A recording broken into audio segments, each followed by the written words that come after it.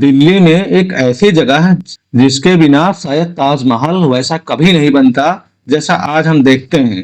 लेकिन हैरानी की बात यह है कि यहाँ आने वाले ज्यादातर लोग इसकी असली कहानी जाने बिना ही लौट जाते हैं। आज देखते हैं कि आखिर हुमायूं का मकबरा सिर्फ एक मकबरा है या इससे कहीं और ज्यादा।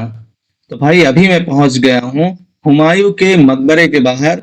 मेरा मिशन सीधा है, आज सिर्फ घूमना नहीं है, पता लगाना है कि आखिर इस जगह को मुगल वास्तुकला की शुरुआत क्यों कहा जाता है और क्यों इसे ताजमहल का सबसे बड़ा प्रेरणा स्रोत माना जाता है। भाई अगर आपको लग रहा हो ये हुमायूं का मकबरा है तो आप गलत हैं। चलिए दिखाते हैं आपको। ये है हुमायूं के मकबरे से पहले भी यहाँ पर उससे पहले भी एक और मकबरा यहाँ पर मौजूद था। इसका नाम है ईशा खान का मकबरा। ठीक है, यहाँ पर देख सकते हैं, इसके बारे में भी पढ़ सकते हैं, ईशा खान का मकबरा। और चलते हैं इसके अंदर, दिखाते हैं।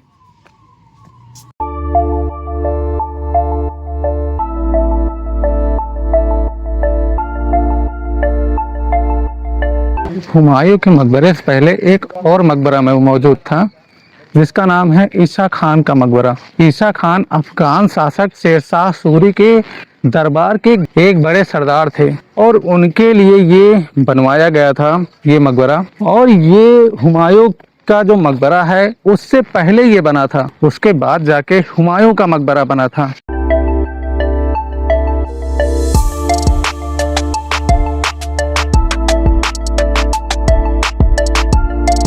और भाई इस मकबरे का जो कलाकृति है वो करीब 450 साल पहले का जो मैकेनिज्म था, जो वहाँ का इंफ्रास्ट्रक्चर था, जो उनका दिमाग था, वो आज के आधुनिक ज़माने में सोचने पर मजबूर कर देता है कि कितनी खूबसूरती से ये बनाया गया था। इतनी बड़ी बड़ी मशीनें हैं, इतना सब कुछ है, लेकिन आज जो भी बनाया जाता है भाई बहुत जल्दी टूट जाता है। लेकिन तब के ज़माने का देखो कि आज तक एकदम वैसा का वैसा बना हुआ है और ये बात सोचने पर मजबूर कर देती है।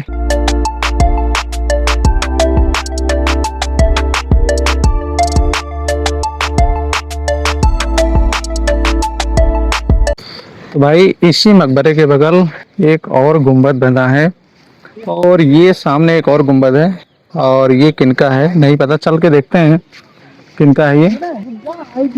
और यहाँ से इसी सामने से बगल से ही रास्ता इसका भी है। तो ये है यहाँ की सीढ़ियाँ और यहाँ से हम चलेंगे अंदर और देखते हैं किसका है ये। तो भाई फिलहाल यहाँ पर किसी का नाम तो नहीं लिखा है और बस यहाँ पर देख रहे हैं कुछ बोतलें यहाँ पर फेंकी गई हैं। और भाई ये काफी गहरा किला है, भाई काफी गहरा ये कुआं है, देख सकते हैं कि बहुत गहरा है भाई।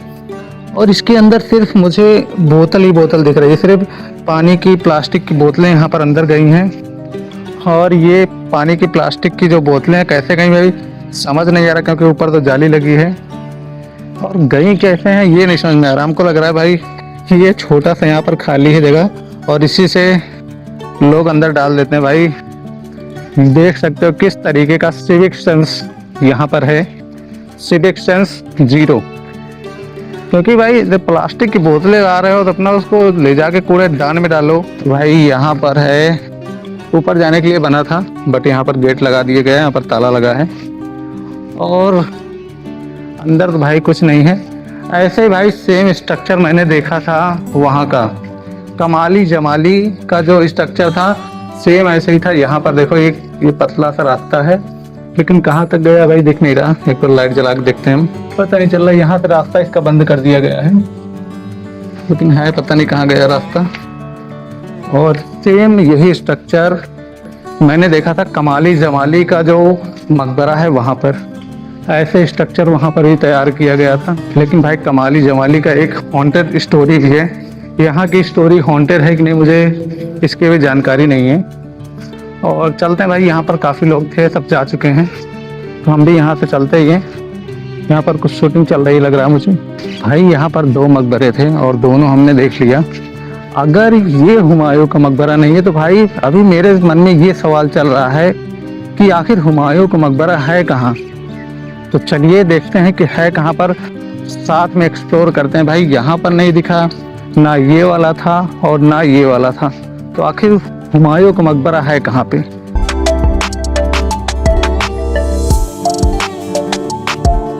भाई ये दरवाज़ा देखो किसका है, समझ ही नहीं आएगा। और यहाँ पर इनके बारे में कुछ जानकारी भी लिखी गई है और हिस्ट्री को भी इनके बारे में ज़्यादा जानकारी नहीं है। इनका नाम है बू हलीमा के मकबरे के बगीचे तक जाता है ये विशाल दरवाज़ा। तो चलिए अंदर देखते हैं क्या है। हिस्ट्री को भी इनके बारे में नहीं पता तो हमें कहाँ पता चलेगा। और आज देखते हैं भाई इनके बारे में क्या जानकारी मिलती है अंदर।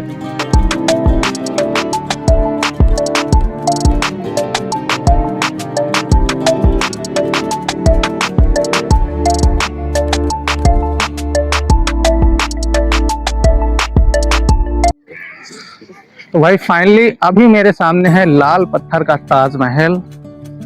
ये है लाल पत्थर का ताजमहल, जो कि इसका रियल नेम है हुमायूं का मकबरा। और ये लाल पत्थर और सफेद संगमरमर से बना हुआ है।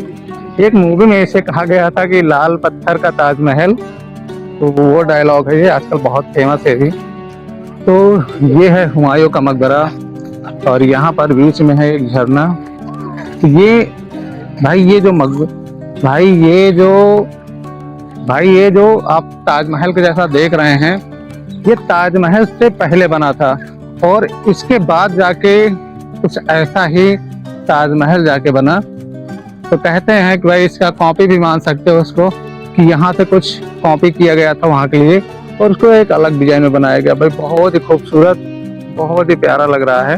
अब एक सवाल, जिस बादशाह के लिए इतना भव्य मकबरा बनाया गया, आखिर उसकी मौत कैसे हुई? दिलचस्प बात यह है कि हुमायूं की मौत किसी युद्ध में नहीं हुई थी। कहा जाता है कि वो अपनी लाइब्रेरी की सीढ़ियों से उतर रहे थे, अजान की आवाज सुनकर रुकने लगे, तभी उनका पैर फिसल गया।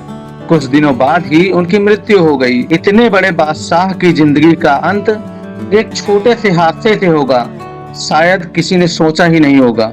हुमायूं की मौत के बाद उनकी पत्नी बेगम ने फैसला किया कि उनकी याद में ऐसा मकबरा बनेगा जो पहले कभी भारत में नहीं बना। फारस के वास्तुकार मीराक मिर्जा गियास को बुलाया गया और कई सालों की मेहनत के बाद ये शानदार इमारत तैयार हुई।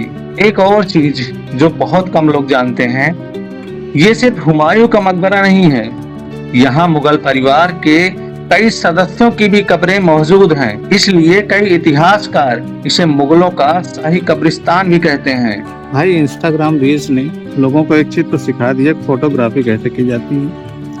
सबको ये पता चल गया है कि फोटोग्राफी सीधे अगर खींचेंगे तो फोटो नहीं आएगी अच्छी। जो गेट है उसके सामने से अगर उसका जो हम कोना पकड़ खींचते हैं तो फोटो ज़्यादा अच्छी आएगी। देखो सारे लोग जो फोटोग्राफी वाले हैं वो गेट के सामने नहीं है, सब क्या कर रहे हैं, यहाँ बैठे हैं उसके कोने के साइड। और देखो यहाँ पर पूरी फोटोग्राफी चल रही है, सब लगे पड़े हैं। अगर ये बात भी सही है, एंगल, ये जो एंगल है कोने टाइप में जो उसका चार कोना हो, वहाँ फोटो लेते हैं तो काफ़ी अच्छी आती है।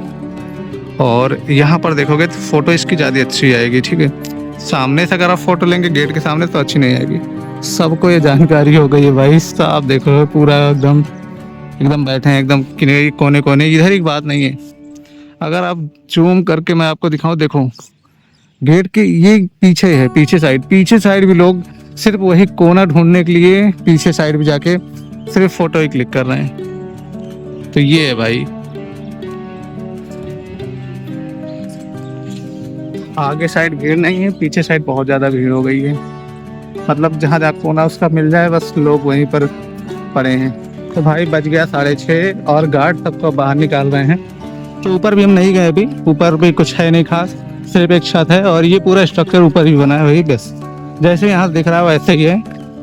तो फिलहाल हम चलते हैं यहाँ से बाहर।